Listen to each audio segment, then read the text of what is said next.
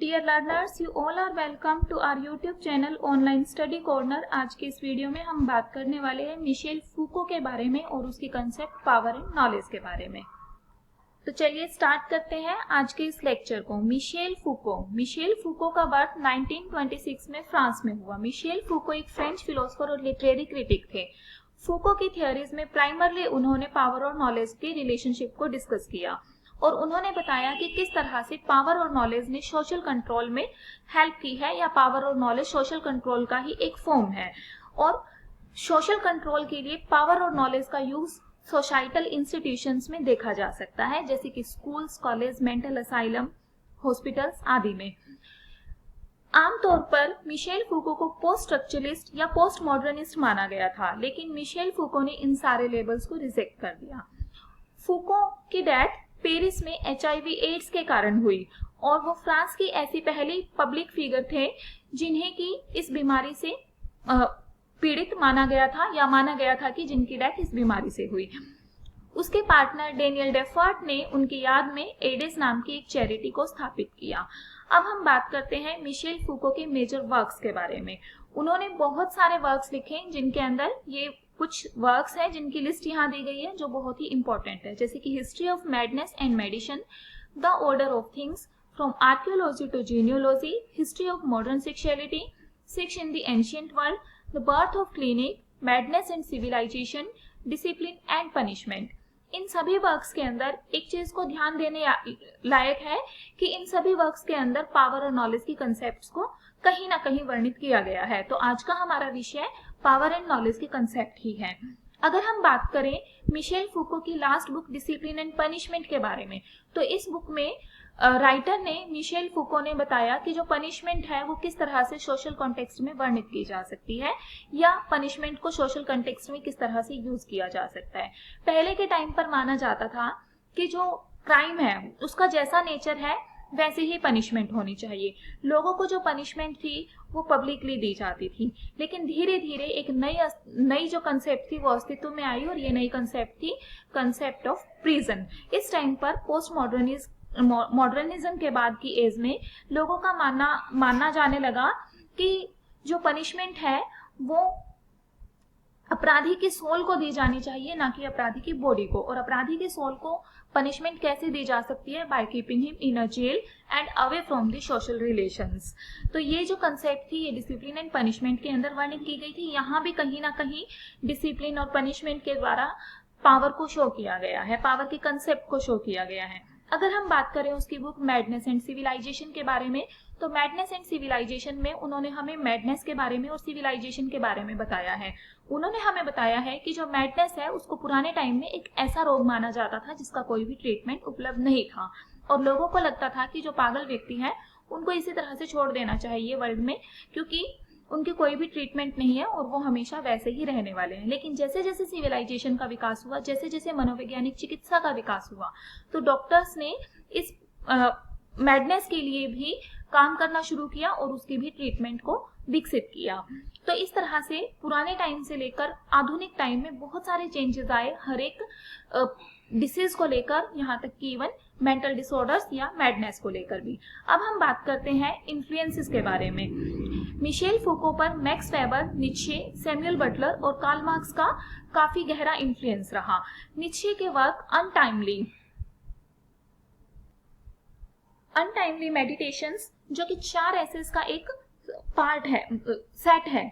Nietzsche का एक work untimely meditation, जो कि 4 एसेस का एक सेट है, उसने मिशेल फूको को काफी प्रभावित किया। इसके अलावा सैमुअल बटलर का प्ले, जो कि 1953 में परफॉर्म किया गया था, जिसका नाम था वेटिंग फॉर गॉडट। इन दोनों प्लेज ने मिशेल फूको को बहुत प्रभावित किया। एक तरह से उसको एक रिविलेशन मिली अपने बारे में इन दोनों प्लेज, इन सारे राइटर्स से। अब हम बात करते हैं कंसेप्ट ऑफ पावर के बारे में।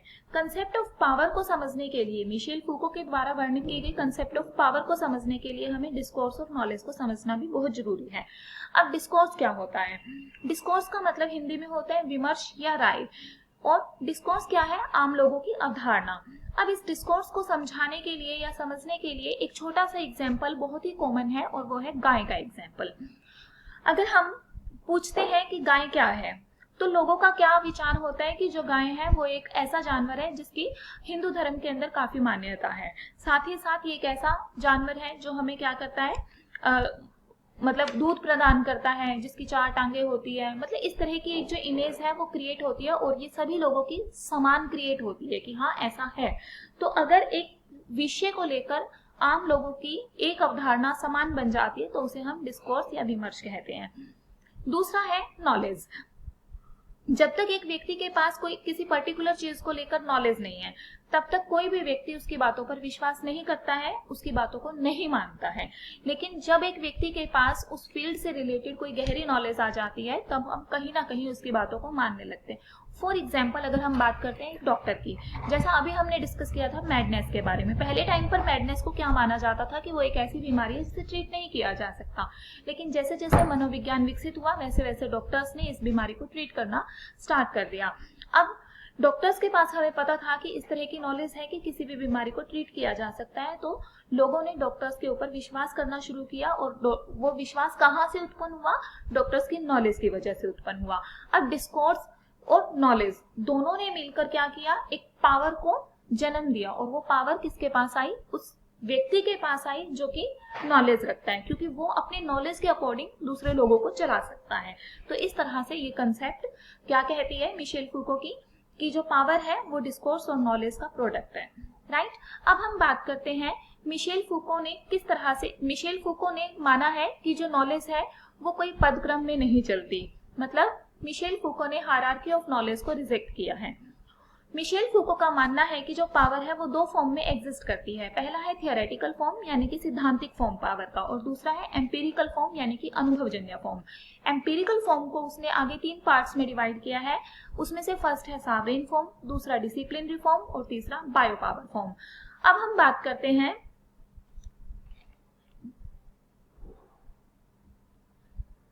एम्पिरिकल पावर के बारे में। Empirical power is related to historical and modern forms of power, यानी कि एम्पिरिकल पावर की ऐतिहासिक और आधुनिक दोनों फॉर्म से रिलेटेड है।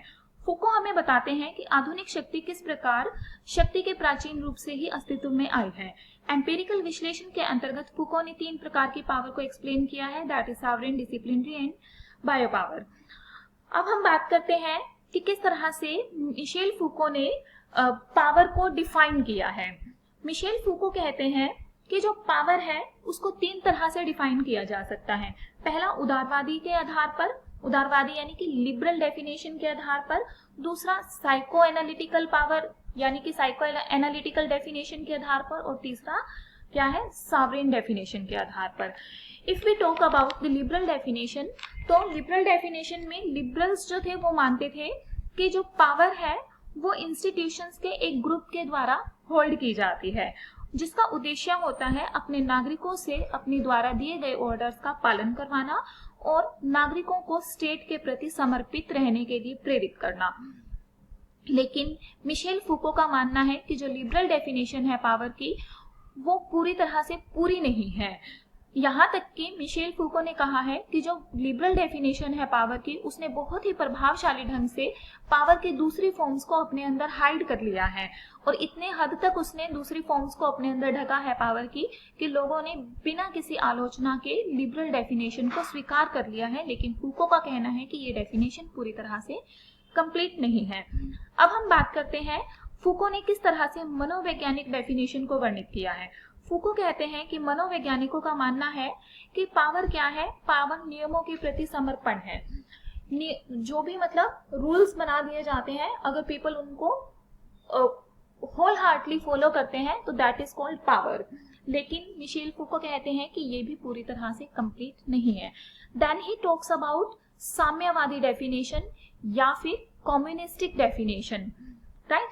अब कम्युनिस्टिक डेफिनेशन में वो क्या कहते हैं, या मार्क्सिस्टिक डेफिनेशन हम कहेंगे, इसमें वो क्या कहते हैं कि शक्ति वह सामान्य या दबावपूर्ण व्यवस्था है जहां एक वर्ग दूसरे वर्ग को दबाता है। ठीक है, फूको ने इन सारी अवधारणाओं की आलोचना तो नहीं की है, लेकिन उनके अनुसार इनमें से कोई भी पूर्ण नहीं है। ठीक है, अब फूको क्या कहते हैं, फोर्स एंड पावर, जो शक्ति है या जो बल है वो किसी एक ग्रुप या एक पर्सन के द्वारा होल्ड की जाने वाली चीज नहीं है, जैसा कि सॉवरेन डेफिनेशन में बताया है। हमने रीड किया था कि उन्होंने एम्पिरिकल पावर के 3 फॉर्म्स बताए हैं, disciplinary, sovereign and bio power.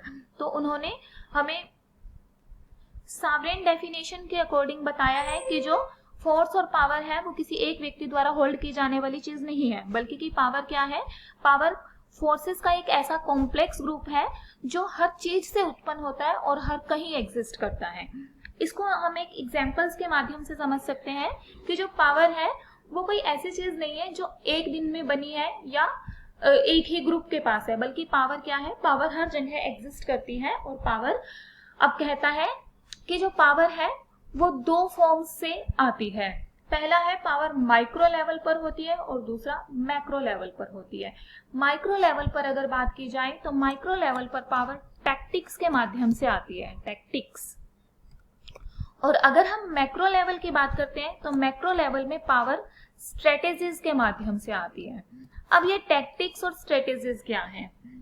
अगर हम बात करते हैं टैक्टिक्स की, तो टैक्टिक्स को माना गया है कोई एक छोटी सी ट्रिक से अगर एक व्यक्ति अपने आप को पावरफुल दिखाने की कोशिश करता है, दूसरों को इन्फ्लुएंस करने की कोशिश करता है, तो वो क्या है, टैक्टिक है। और ये क्या था, छोटा सा एग्जाम्पल था, छोटा सा लेवल था लोगों को इम्प्रेस करने का, इसीलिए इसे क्या कहा गया, माइक्रो लेवल कहा गया या सूक्ष्म लेवल कहा गया।